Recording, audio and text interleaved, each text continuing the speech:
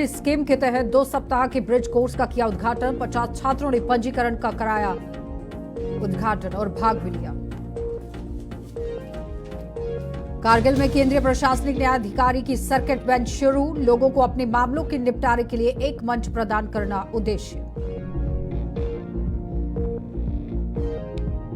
और लेह में जिला पुलिस द्वारा वृक्षारोपण अभियान का हुआ आगाज। 530 किलो और 25 फलदार पेड़ लगाए गए।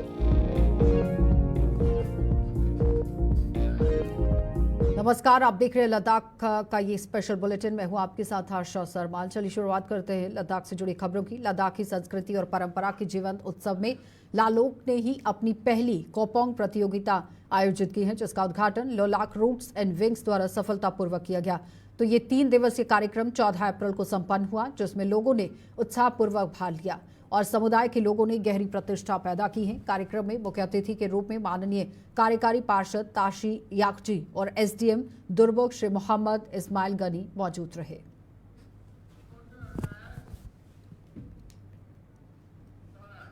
सरकारी डिग्री कॉलेज द्रास ने आज PM Usha gender equity scheme के तहत 2 सप्ताह के ब्रिज कोर्स का उद्घाटन किया, जिसका उद्देश्य शिक्षा में समावेशिता को ही बढ़ावा देना और जेंडर इक्विटी को बढ़ावा देना है। उद्घाटन सत्र में लगभग 50 छात्रों ने पंजीकरण कराया है और भाग लिया, जिन्होंने हाल ही में संपन्न 12वीं की परीक्षा दी है या पहले ही 12वीं कक्षा की परीक्षा पास कर ली है।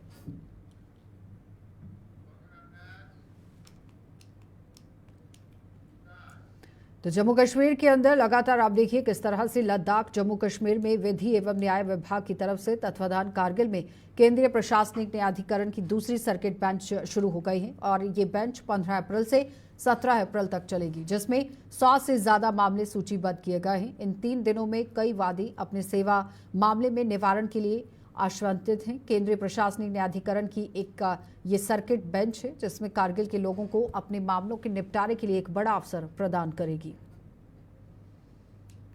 ये जो सेंट्रल एडमिनिस्ट्रेटिव ट्राइब्यूनल होता है वो सर्विस मैटर जितने भी हाई कोर्ट में हमारे होता है, इसका एक ब्रांच है हाई कोर्ट का, जिसमें due to the burden in the honourable high court तो दे हैव डिस्ट्रीब्यूटेड इट। उसको मतलब कि कोर्ट अलग से बनाए, जैसे बहुत सारे ट्राइब्यूनल्स और भी होते हैं, जैसे अगर दिल्ली वगैरह में जाएंगे या और बाकी जगहों में जाएंगे, डिफरेंट स्पेसिफिक जो केसेस होते हैं उनके लिए अलग ट्राइब्यूनल्स होते हैं, जैसे इलेक्ट्रिसिटी ट्राइब्यूनल होता है। तो इस तरह से ये जो सेंट्रल एडमिनिस्ट्रेटिव ट्राइब्यूनल है, इसकी दूसरी हियरिंग है इस वक्त। पिछली बार जब हुआ था 2024 में सितंबर में यहाँ हुआ था, तो बहुत ही मुझे लगता है एक अपॉर्चुनिटी हमारे लोगों के लिए, क्योंकि हमारे जितने बहुत सारे सर्विस मैटर्स सबसे ज़्यादा मुझे लगता है अगर हाई कोर्ट में कोई मैटर्स हमारे अगर होते थे वो तो सर्विस मैटर्स ही होते थे। तो अपने डोर स्टेप पे अगर आपकी कोर्ट आ रही है तो ऐसे में आपको एज लॉयर्स तो फ़ायदा होता ही होता है, क्योंकि हमारा आना जाना due to communication, due to Zojila blockade आपको पता है हम जा नहीं पाते हैं। हालांकि अब वर्चुअली भी हो गया, लेकिन वर्चुअल इतना इफेक्टिव होता नहीं है जितना फिजिकल जो इन पर्सन में जो हियरिंग्स होती है। तो मुझे लगता है बहुत ज़्यादा फ़ायदा है। फ़ायदा इसलिए भी है क्योंकि हमारे जो लोग हैं वो खुद भी यहाँ पे आकर देख सकते हैं, अपने मैटर्स में वो प्रेजेंट हो सकते हैं, वो देख सकते हैं कि वकील क्या कर रहे हैं,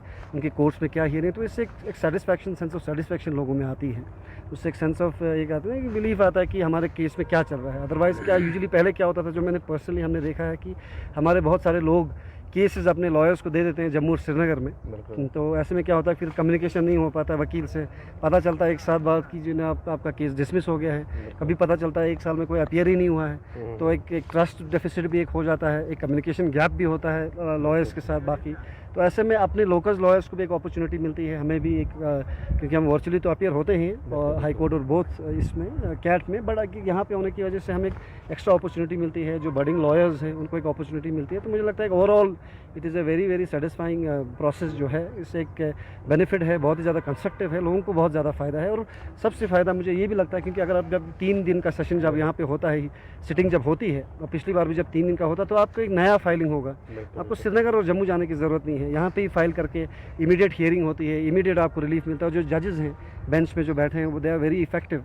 तो मुझे लगता है ओवरऑल बहुत ही अच्छा एक अपॉर्चुनिटी है और इसको कैश करना चाहिए। और मेरी उम्मीद है, मुझे ये उम्मीद है कि आने वाले टाइम में ऑनरेबल हाई कोर्ट का भी एक बेंच होगा लद्दाख में, और इवेंचुअली इंशाल्लाह किसी दिन हमारे स्टेट होंगे तो there will be a proper high court as well as a CAT in Ladakh. But as of now it's a very good start, it's a good beginning कि हमारे यहाँ पे कैट ऑलरेडी है। तो इससे हमारे बहुत सारे मसाइल बहुत सारे मसले हल हो जाते हैं और लोगों को बहुत ज़्यादा रिलीफ मिलता है। सर अभी कितना केसेस पेंडिंग है सर करगिल में? मुझे एज ऑफ नाउ जैसे है मतलब 100 से ज़्यादा केसेस होंगे। अब मैं बोल नहीं पाऊंगा बिकॉज इसका एग्जैक्टली इसका डेटा मेरे पास नहीं है, बट मुझे लगता है अगर 100 से ज़्यादा भी एक 1.5 लाख के पॉपुलेशन के लिए करगिल की अगर बात करेंगे रफली, तो ऐसे में अगर 100 केसेस या 200 केसेस भी अगर होंगे, इट्स ए गुड नंबर। तो ऐसे में मुझे लगता है उन केसेस को यहाँ पे पुलिस मुख्यालय यूटी लद्दाख के निर्देशों के अनुरूप और एसएसपी ले सुश्री श्रुति अरोड़ा, आपको बताते चलें कि आईपीएस ऑफिसर हैं और इसके नेतृत्व में जिला पुलिस ले ने आज डीपीएल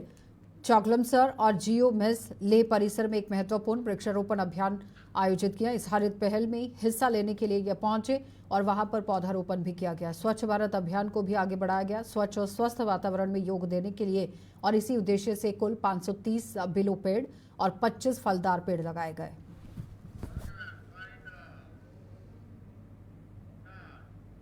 चलिए बुलेटिन में इतना ही, इजाजत दीजिए, नमस्कार।